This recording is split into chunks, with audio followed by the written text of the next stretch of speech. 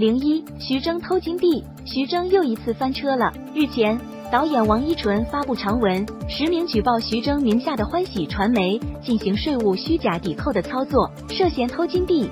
同时，他还抛出了不少的图文证据，说明自己在和欢喜传媒合作期间被对方坑了一波的诸多细节。有一说一，这个瓜看上去还是挺真的。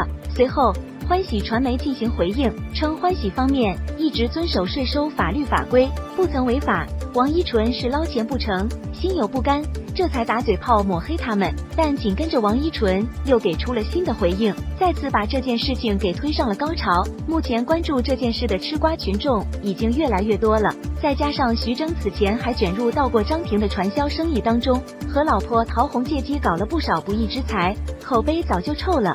所以这两件事加在一起后，就更是让网友们义愤填膺了。怎么说呢？徐峥这个人的确很精明，杀进资本圈这几年间，他可谓是所向披靡，战无不胜。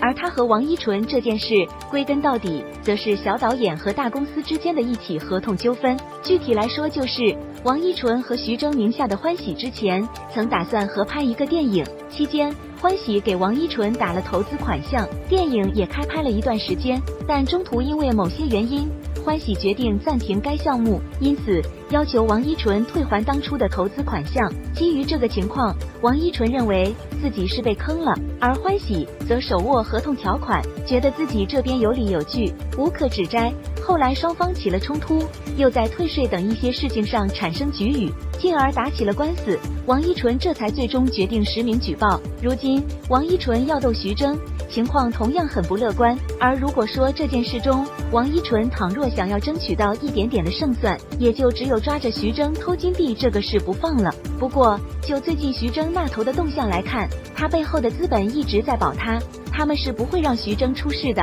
所以后面这件事大概率还是王一淳要吃亏。赵丽颖借机谋私。